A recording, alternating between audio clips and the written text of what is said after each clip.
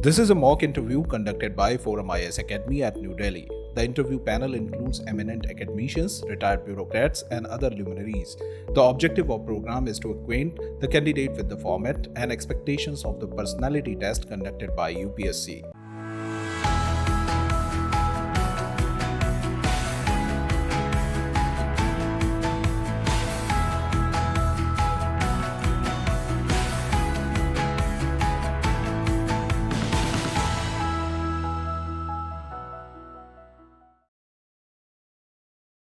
May I come in? Come, please come. Good afternoon, ma'am. Good afternoon, sir. Good afternoon. Please come. Good afternoon. Bhavika, huh? Yes, ma'am. So how are you today, Bhavika? Good, ma'am. Okay, sit back and relax. It's just a interaction, it's a conversation. So don't be nervous. You'll give of your best then. So you belong to Jaipur, huh? Yes, ma'am. Okay. And have you had the opportunity to travel all over your state, or you've only seen some parts? Only some parts, ma'am. Where have you been? Jaipur, Jodhpur, and Pushkar as well. Okay, okay. And do you see any specific differences between Marwar and the Jaipur area? Yes, ma'am. I believe there are quite a few differences, especially if we compare like Jodhpur region to Jaipur region. First is the architecture. So over there, the architecture is of blue.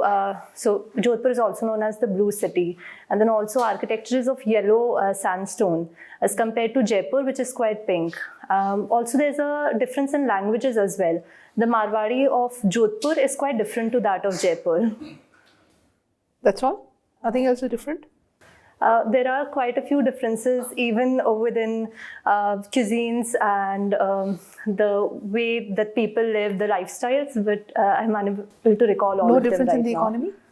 Yes, ma'am, as well as in the economy. But I haven't explored Jodhpur as much as I've explored Jaipur, so I can't. You've been studying. And you're just 23, so it's very good that you've got through at such a young age. You'd probably be one of the youngest. Very good. So you have a very interesting biodata. You have learned French and Korean.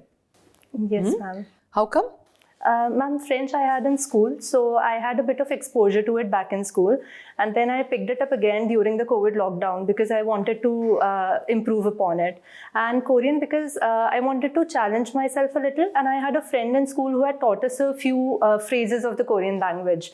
So I decided to learn their alphabet as well. So how fluent are you in Korean? Not very fluent. I can write and read as well as speak in Korean, but I can't form sentences on my own as How of do you right now. update your knowledge? Because it rusts. I also learned French long back, and now I can virtually understand nothing. I remember nothing of it. Ma'am, I refer to this app called Duolingo, and also there's another new app called Bosu. So there you can even interact with people from France and French learners. You so do that? Yes, ma'am. Okay, I very use good. that. And you've done something to do with Swachh Bharat also. Yes, ma'am. What have An you done? internship. I did a summer internship. It was in a town near Jaipur called Hasampura. Over there, I did the internship. What were the drawbacks that you found there? One major drawback that I found was while the entire village was open defecation free, the older population was still struggling with the use of toilets. And another was solid waste management wasn't that good in the town over there. These two. Do you think that making it a part of CSR for the industry was a good idea? The construction of toilets? Yes, ma'am, I do believe that it was a good idea because it opened up another avenue for the companies to spend in that area. Plus, Supposing they had been given a choice, either you bring about behavior change. Yes, Let the toilets be made by the government, but you motivate people to use them. Or use that money to make toilets. Which do you think the private sector would be better equipped to do? Ma'am, I believe the private sector would be better equipped to build them than motivate them because it depends that who motivates from the private sector. A lot of times, techniques like modeling are required in this, like the government used celebrities for that. Like Vidya Balan was promoting the use of toilets. You think that's a very effective way of communication, using celebrities? Ma'am, I believe it is a part of the communication process, but can't be the only effective manner. It needs to be supplemented by other. What else should be done? It can be reinforced. For example, children can be taught from a young age in schools that toilets are built for girls and boys. Then teachers are teaching them. Along with that, What other media channels can be used other than celebrity endorsements? I believe awareness channels through radio. For example, people can be taught about how not using toilets can lead to The gap diseases. actually is not knowledge. The gap is bringing a behavior change. Yes. How do you bring that about? That's the challenge. Awareness is the easiest thing. Correct knowledge is slightly less easy. And the most difficult is bringing about behavior change. Ma'am, I believe for behavior change, there can be three things. The first is the attitude that people hold. The second is also the social norms that exist. No, I'm not asking the theory of behavior change. I'm asking what is the most effective tool to do it. I believe no single tool can be the most effective. Okay, you've given IFS as your first choice, huh? Yes, ma'am. So now visualize that you are the Indian ambassador to Nepal. Yes. And this new government has come in, Prachand government. Now, how would you go about it? And dealing with them? Ma'am, I believe that India's foreign policy with respect to Nepal as well. The question was, you are the ambassador and how will you go about it?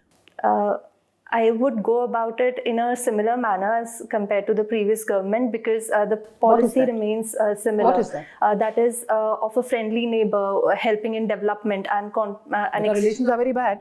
And Oli is very anti-India. Totally. Past we did Madhesi, we did that blockade of Nepal. Not good at all. And Prachand is a communist, but we've had an okay relation with him, but you don't know how things will come. So yes, how would you go about it? We had strained relations and we expect really bad stuff from this government. Yes, ma'am. While there are skirmishes like the border issue How that did you go happened, about the focus would be on cooperation and developmental projects. Okay. So you have chosen foreign relations, foreign services as the first service, huh? Yes. 2 days back we had budget. Yes. Does budget have any linkage with foreign policy external relations? Sir, I haven't referred to the budget in detail as of now, but I did see that there were some linkages like the budgetary allocations towards our neighbors that India has made. Like I read about 2,400 crores for Bhutan and so on. So, How much for Afghanistan? sorry, sir, I'm unable to recall, but it is the same as the previous year. Okay. Why can't we have good relations with Pakistan? We are having violent problems with China. Still, we are doing trade, more than $100 billion, right?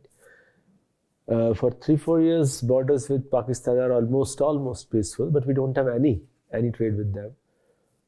So, what we can do with Pakistan? That is going to be there for always. So, how we can do?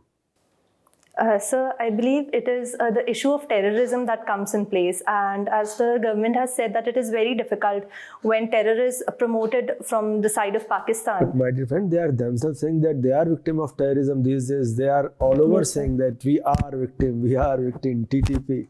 So Yes, how sir. how to justify your argument that? Sir, but at the same time, India is also a big victim of terrorism. So that does not negate the fact that India is having issues even in several parts of the country, including Jammu and Kashmir. So conducting trade with Pakistan or having other cooperative or taking other cooperative steps would definitely be a positive outlook in this relationship. But it is quite difficult to see how that would happen in the future, from my understanding right now. What is friend shoring? Sorry, sir, I'm not sure. All right. Suppose the rate of inflation in US is more than the rate of inflation in India. Yes. For the first time in the history, we are seeing that, right? Yes. What does it tell about the economy of USA? Sir, US being a developed country cannot afford a very high level of inflation as compared to India. So while a 4% or plus minus 2 is okay for India to handle, that at the same time is difficult for US to handle.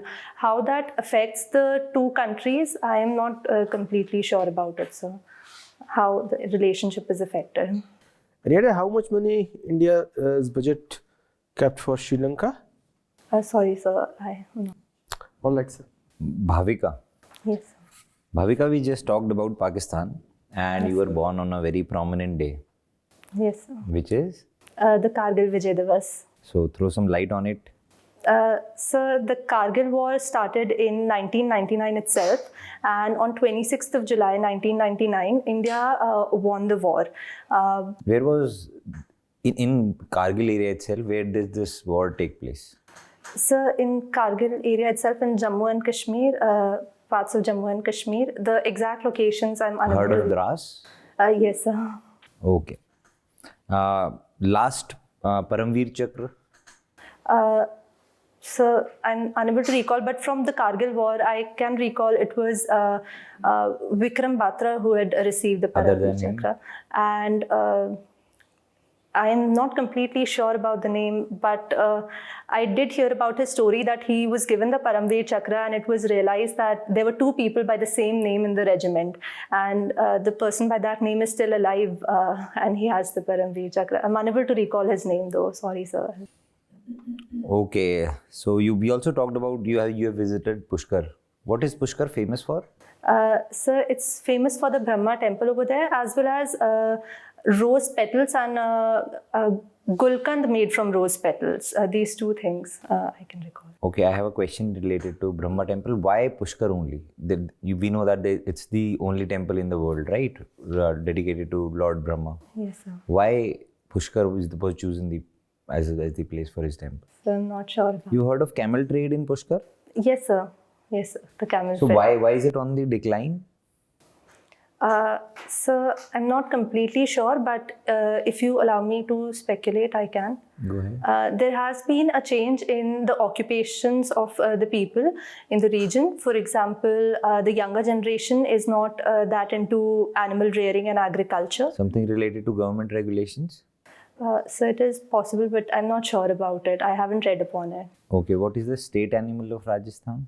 So one is camel and the other is chinkara, I believe. Okay, do read about the regulations. Okay, you are from psychology background. Yes, sir. Throw some light on mental health. What is government doing to promote mental well-being?